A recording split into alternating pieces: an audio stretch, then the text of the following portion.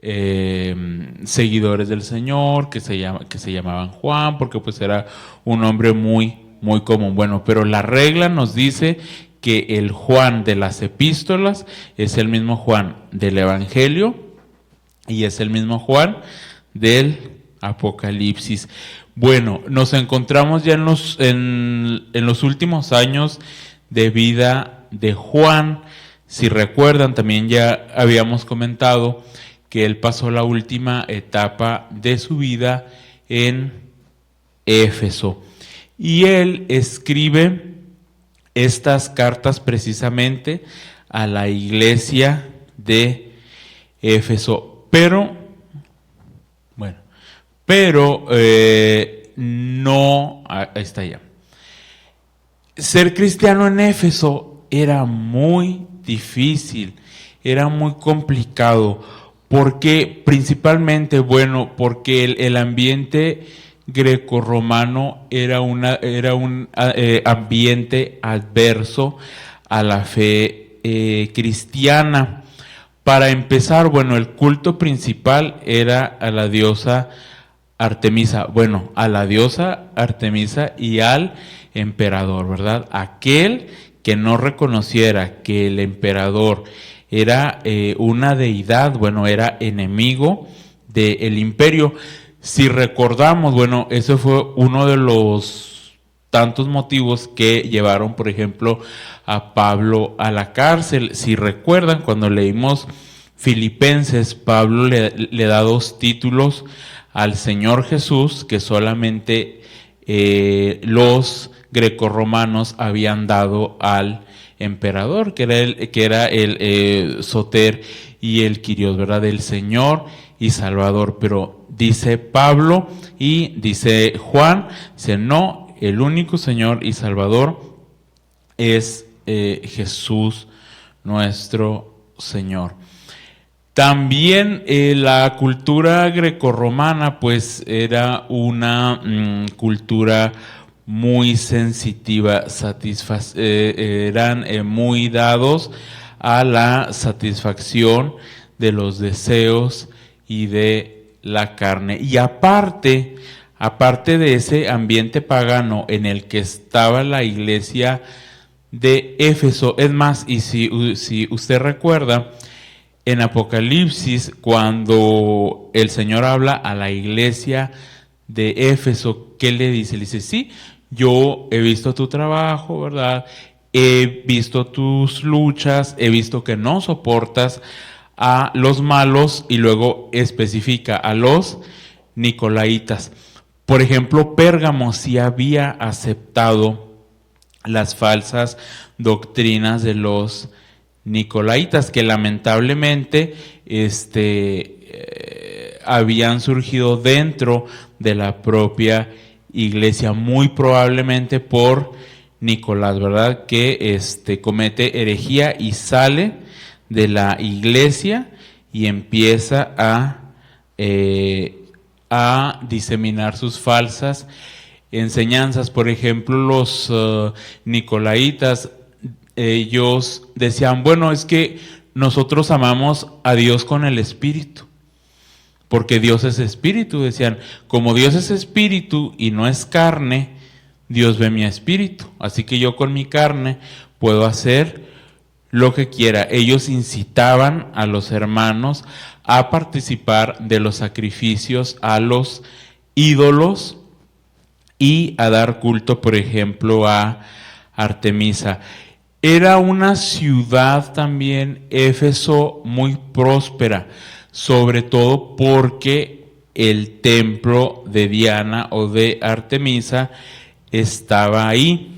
Si usted se acuerda, en Hechos 19 también, Pablo sufre una gran controversia porque los orfebres, los artífices que construían las figurillas, ¿verdad?, de plata, salud, de Diana o del templo, un día se enojan y dicen, es que este hombre está convenciéndolos para que ya no den culto a Diana. Dicen, somos ricos, precisamente por la idolatría. Así que bueno, si ya de por sí ser cristiano en Éfeso era muy complicado, recordemos el tiempo de la persecución para la iglesia del primer siglo. Si ya de por sí era difícil, o representaba un acto de resistencia, ¿verdad? Y de fidelidad de los cristianos frente al sistema cultural y pagano de los grecorromanos. Aparte, en la iglesia empiezan a surgir otro tipo de problemas. ¿Cuál? Bueno, pues salen de ahí diferentes falsos maestros.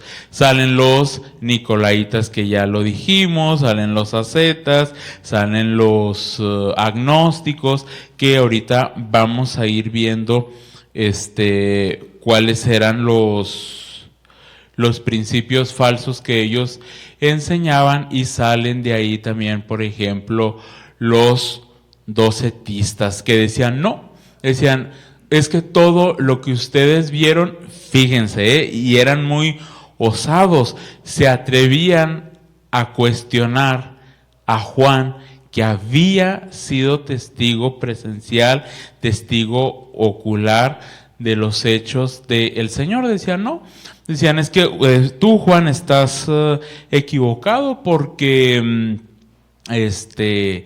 Jesús era un espíritu, ¿no? Entonces, lo que tú viste, pues fue una ilusión. Y decían, eso de la crucifixión y de la resurrección solamente fue una apariencia. Y todas estas ideas estaban confundiendo a algunos hermanos. ¿Cuáles son algunos temas claves de esta primera carta de Juan? Juan refuta todas estas ideas, ¿verdad? Él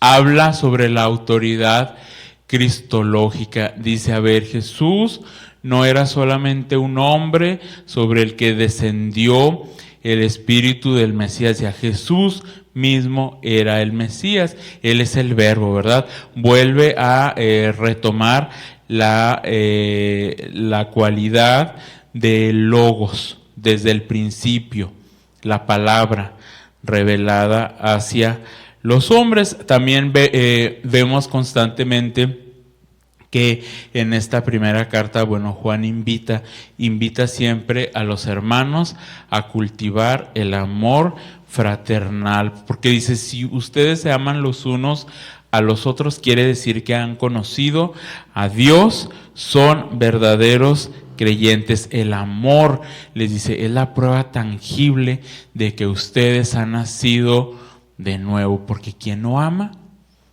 ¿cómo dice? No conoce a Dios. El que no ama a su hermano, le dice, no sean como Caín, que mató a su hermano porque sus obras eran injustas. Y también uno de los temas importantes que aparecen en esta carta, pues es que Jesús es nuestro abogado.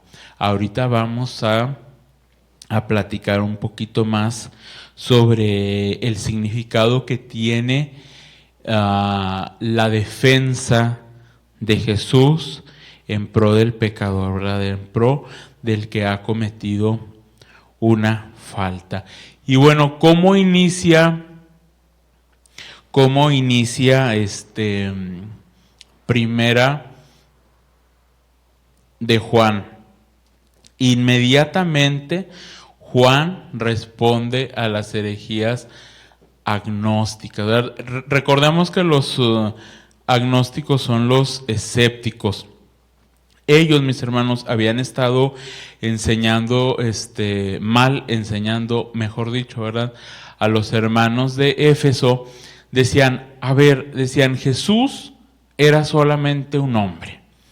Decían, Jesús, cuando fue bautizado, vino el Espíritu de Dios sobre él, pero cuando murió, el Espíritu se fue de él. Entonces esto pues hace que Juan entre en un terrible conflicto y dice, a ver, ustedes están muy equivocados. Dice, Jesús es desde el principio, dice, Él es el Logos. Este término para la cultura grecorromana era muy importante porque ellos entendían que el Logos era el origen, era el principio que lo ordenaba todo, era lo preexistente, lo que no había sido creado, lo increado. ¿Quién es lo increado? ¿Quién nunca fue creado? Dios, ¿verdad? Y les dice Juan, ustedes se equivocan. Jesús fue y es la palabra, el logos de Dios. Fue la manera en la que Dios decidió manifestarse a sí mismo a los hombres para salvarlos. Dice, Él es el principio de todo, Él es el que lo ordena todo y el que da origen a todas las cosas y principalmente a la vida que ha sido puesta en nosotros. Así que les dice Juan a los hermanos de Éfeso, le dice, no se dejen engañar por los falsos maestros. Jesús es desde el inicio. Les dice Jesús no solamente, los agnósticos enseñan que Jesús fue solamente un hombre con un espíritu añadido. No, están equivocados. Jesús es el mismo Dios. También hay una defensa de la encarnación de Dios. Era lo que comentábamos de los docetistas, que fue otro grupo de falsos maestros que también salen de la iglesia de Éfeso y empiezan a enseñar, por ejemplo, que era lo que ya decía al inicio, decían es que Jesús fue un espíritu, fue una ilusión, una apariencia que ustedes vieron.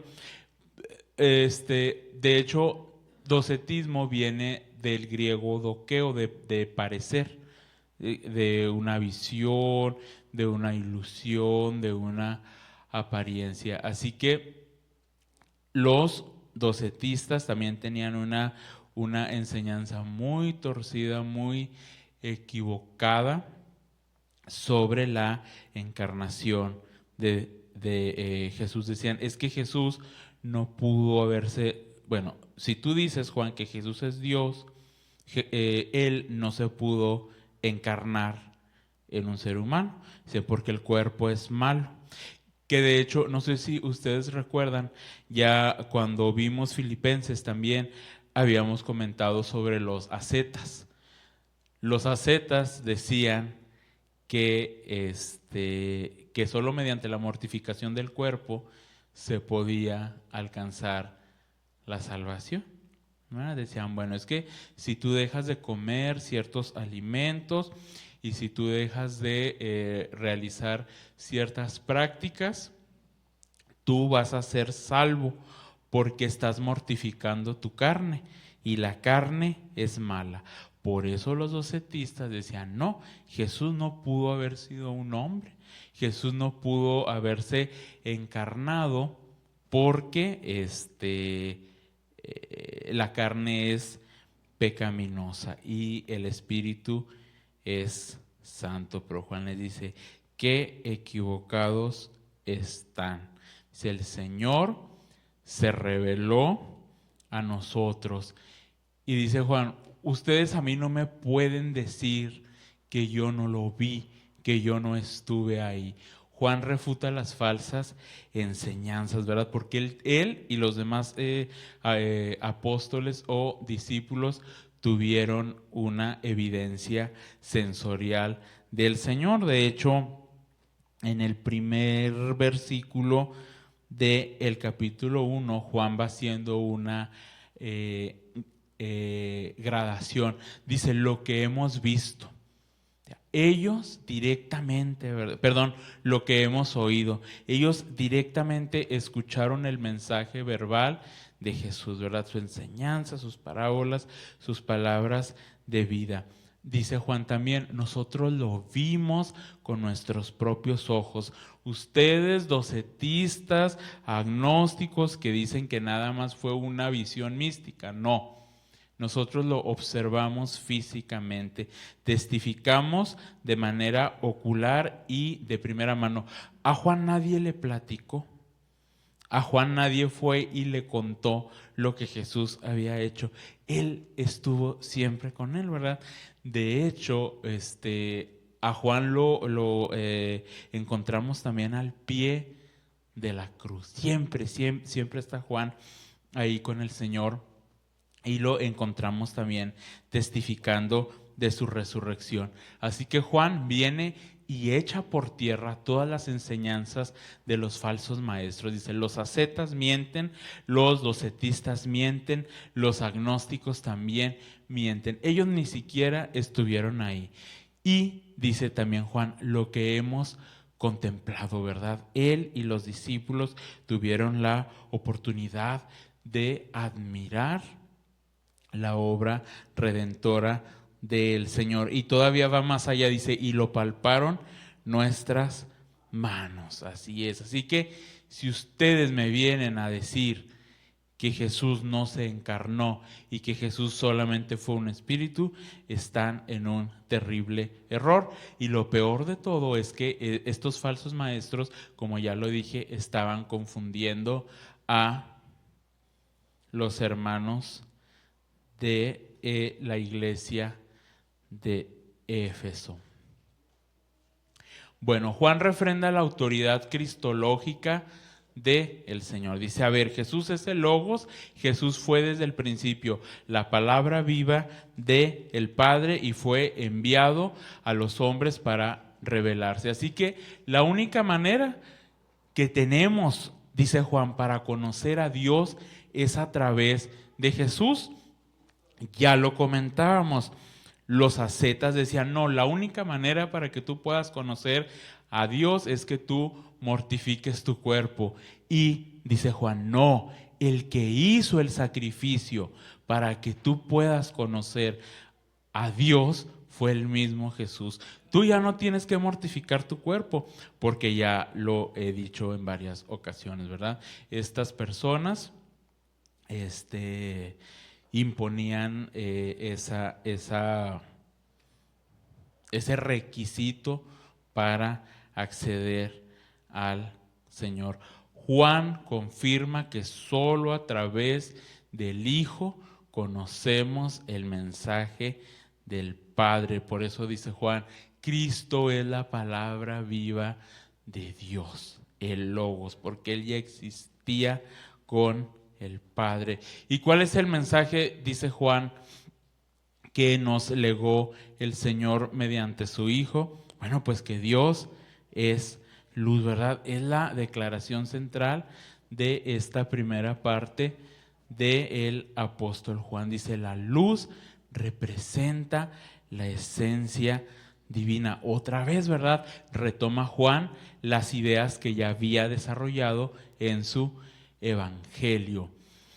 ¿Cuáles son los tres atributos de la luz divina? Bueno, principalmente la santidad, ¿verdad? Dios es santo, en el Señor no hay maldad, no hay pecado. Él es luz. También la luz es la verdad absoluta, es la revelación fidedigna de la realidad. No hay claroscuros, no hay zonas oscuras. Y por lo tanto, Dios, como la luz, así da vida, también Dios es la fuente de todo, es la fuente vital, eterna. Así que les dice Juan a los hermanos, ¿verdad? Si ustedes dicen que son hijos de Dios, pues tienen que caminar en la luz. Si alguien dice que tiene comunión con Dios permanente, dice, no puede andar en las tinieblas, haciendo una comparación, ¿verdad? Que las obras de la carne y pecaminosas son la obscuridad y son completamente incompatibles con la verdadera comunión que se establece mediante la luz del Padre. También aquí, bueno, esto ya lo comentamos. El gran error de los ascetas, ¿verdad? Bueno, también había quienes negaban el pecado, decían, no, no, no. Como lo que ya comentábamos, decían, no, pues es que como Dios es espíritu, yo amo a Dios con mi espíritu. Decían, mi cuerpo, mi carne es el que peca, pero a Dios no le importa mi carne. O sea, eran unas ideas muy retorcidas, muy equivocadas, que bueno, sí fueron haciendo mella en algunos de los hermanos. Pero ya dijimos, por eso Juan escribe esta carta. No, no, no. Dice Juan, a ver, ustedes enseñan que cumpliendo ciertas reglas se alcanza la salvación. No, dice, la respuesta o lo que debemos hacer para ser perdonados principalmente, pues es reconocer nuestras faltas y también confesar nuestros pecados. Dice Juan, si confesamos nuestros pecados, ¿verdad? Vamos a ser limpios. El Señor nos va a limpiar de toda maldad a través de su sacrificio y del derramamiento de su sangre. Él nos puede limpiar de toda maldad, no como decían los falsos maestros, a través de las restricciones y de los cumplimientos. Dice Juan, no, el sacrificio ya lo hizo el Señor. Y vamos al capítulo 2, hay un llamado a la santidad, ¿verdad? Bueno, Juan está consciente que los hermanos de Éfeso, bueno, pues cometían constantemente faltas, ¿verdad?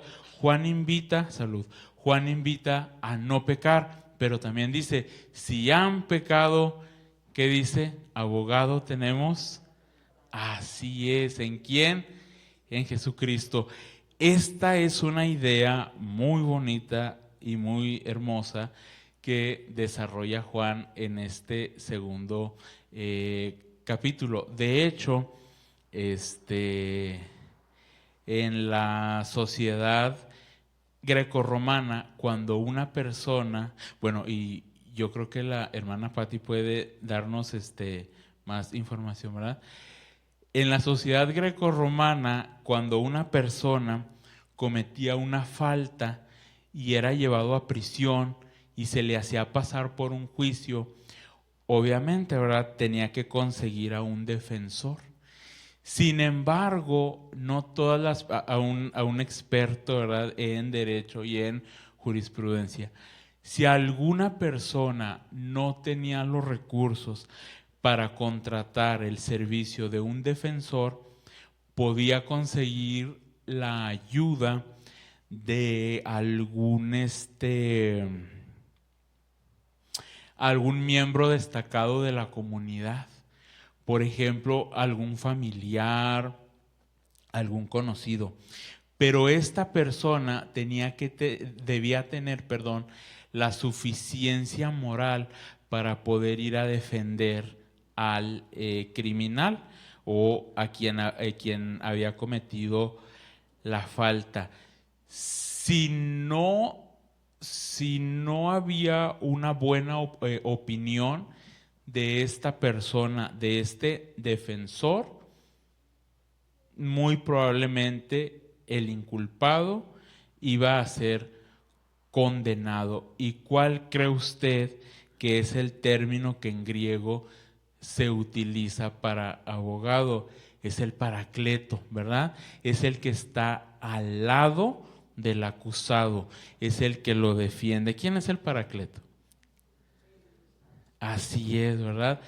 Entonces, ojo con esto, bien importante. El criminal no se salvaba por la buena opinión que anteriormente habían tenido de él antes de cometer su falta. El criminal se salvaba por las obras de justicia que tenía su defensor. Así que nuevamente Juan refrenda esta idea.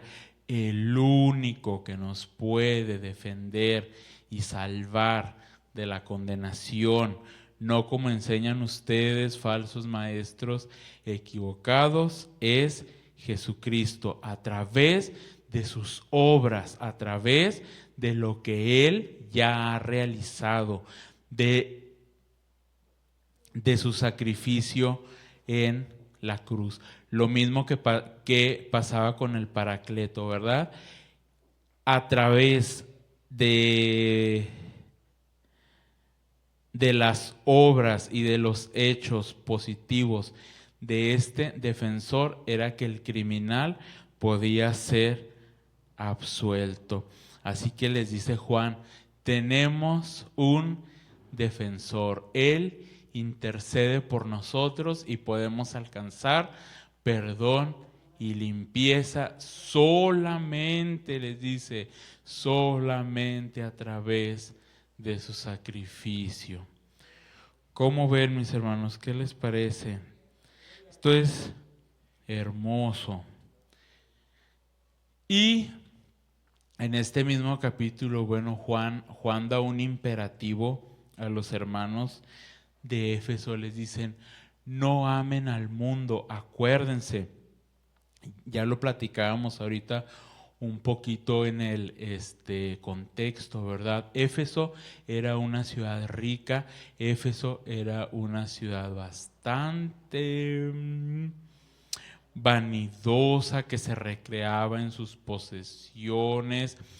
Ya lo dijimos también, había una gran derrama económica en esta ciudad, porque bueno, ahí se encontraba uno de los santuarios más importantes, el templo de esta Artemisa.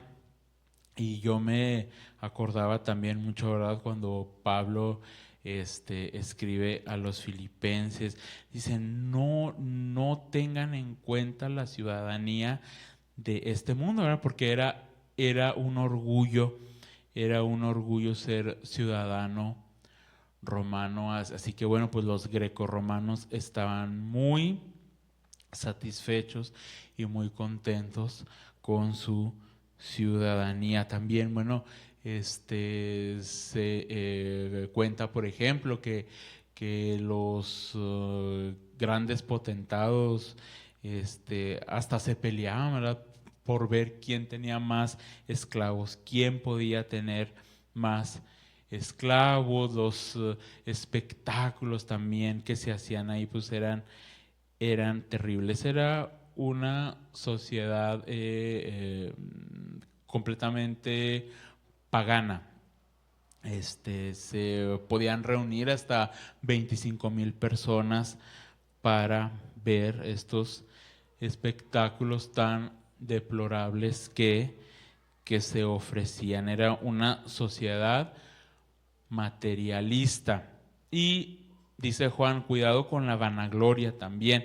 De hecho, el término pues más sencillo o más concreto que se le puede dar, bueno, cuidado con la fanfarronería, porque de hecho los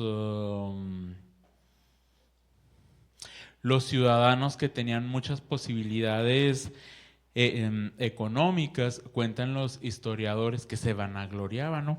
Iban al ágora, iban a la plaza pública y luego decían, yo tengo tantas propiedades y yo tengo tanto dinero. O sea, y Juan les advierte contra eso, ¿verdad? Así como como Pablo ya lo había advertido también a los filipenses. Su ciudadanía, les dice, está en los cielos. Así que no se dejen apantallar por la fanfarronería grecorromana.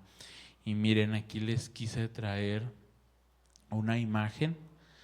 Estuve buscando. Esta es más o menos una representación del templo del de Artemisa, el que les dejaba tanto dinero.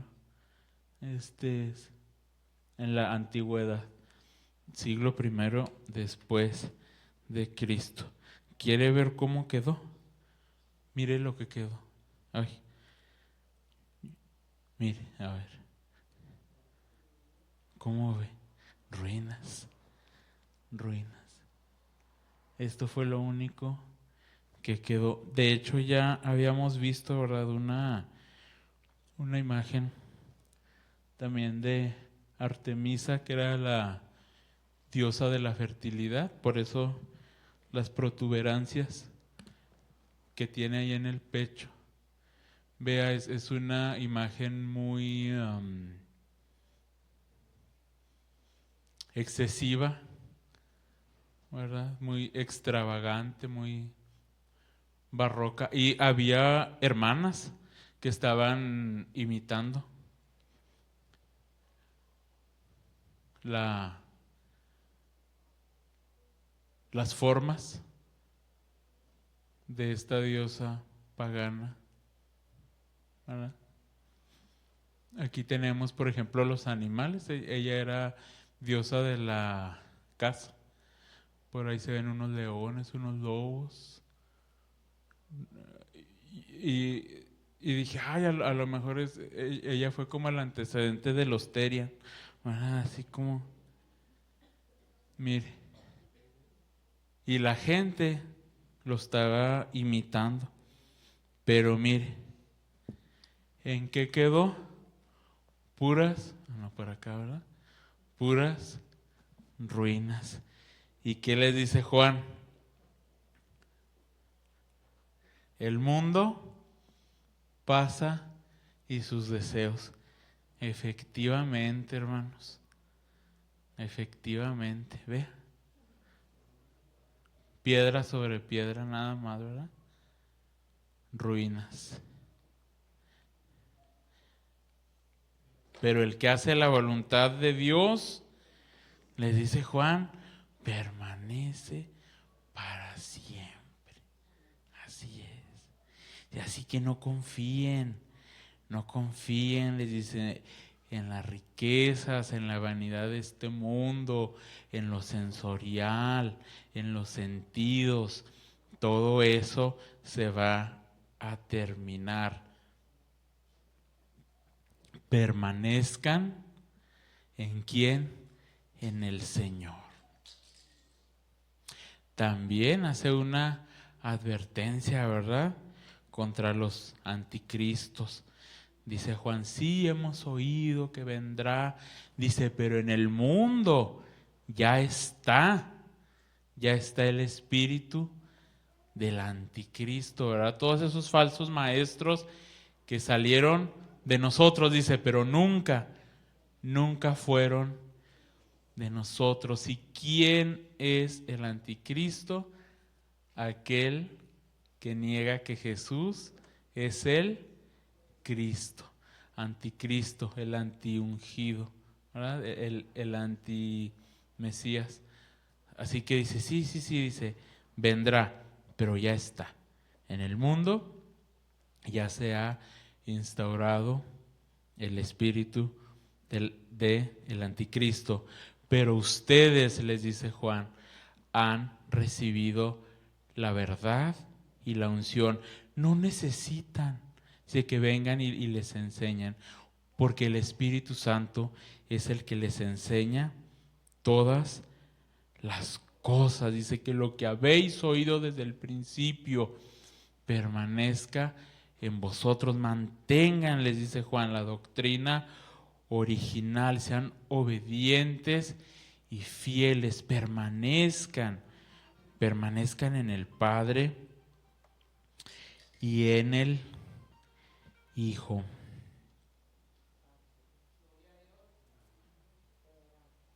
Asimismo, pues en el capítulo 3, Juan se regocija, ¿verdad? Dice, cuán grande amor, dice Juan en el capítulo 3, mirad cuál amor nos ha dado el Padre.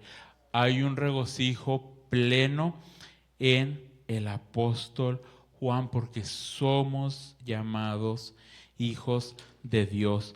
En esa época también era muy común que la gente, ¿no? Como ya lo he dicho, que la gente se sentía muy segura y se ufanaba de haber nacido ciudadanos romanos. Ustedes no se preocupen, les dice Juan, ustedes a lo mejor no pertenecen a la jerarquía grecorromana, dice, pero tienen algo infinitamente superior, dice, han sido hijos de Dios, dice, y a través de su amor.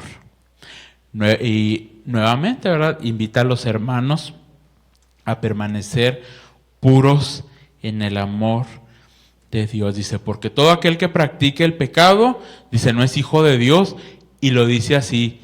¿De quién es hijo? Les dice Juan. Del diablo. Dice, pero todo aquel que practica la santidad es hijo de Dios. Por lo tanto, Jesús vino a deshacer las obras del maligno. Y una de las evidencias o la evidencia de que el cristiano es cristiano, dice Juan, es el amor que puede tener por su prójimo, por su hermano, ¿verdad? Y les menciona Juan, no sean como Caín. O sea, Caín mató a su hermano porque sus obras eran injustas y las obras de Abel eran justas.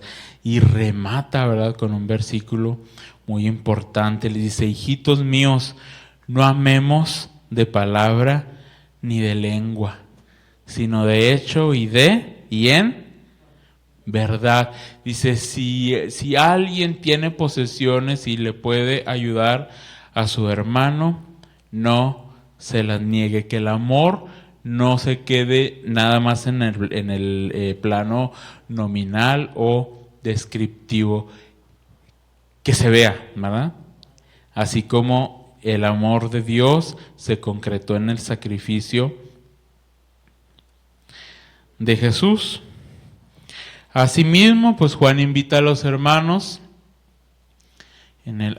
ahí está. Hijitos míos, no amemos de palabra ni de lengua, sino de hecho y en verdad. Versículo 18 del capítulo 3. Y ahí vemos a los hermanos, ¿verdad?, en comunión. Muy bien. En el capítulo 4, bueno, pues Juan llama también a los hermanos a que cultiven el discernimiento. Dice, prueben todos los espíritus. Y este término probar, pues viene de una práctica que se realizaba en la antigua Roma, ¿verdad?, en ese siglo primero, que era el doquimazo. ¿Qué era el doquimazo? Bueno, pues era cuando en estos grandes hornos se pasaban las monedas y los metales para comprobar su pureza, ¿verdad? Así Juan también les dice a los hermanos, prueben los espíritus, pasen por el fuego las enseñanzas para que puedan comprobar su pureza. ¿Y cuál era la prueba de fuego? Pues que confesaran que Jesús había venido en carne. Porque dice Juan, o lo da a entender, dice, si ustedes dicen que Jesús no fue un hombre real, pues no pudo morir realmente. Y si no murió, quiere decir que no hay sacrificio. Y si no hay sacrificio, no hay, ¿qué, hermanos? Salvación. Así es. Así que aquel que no confiesa la encarnación de Jesús, lo reitera en el capítulo 4, dice, tiene el espíritu del anticristo, ¿verdad? Y como ya dijimos, para Juan el espíritu del anticristo pues es la influencia espiritual maligna presente que opera a través de los falsos maestros.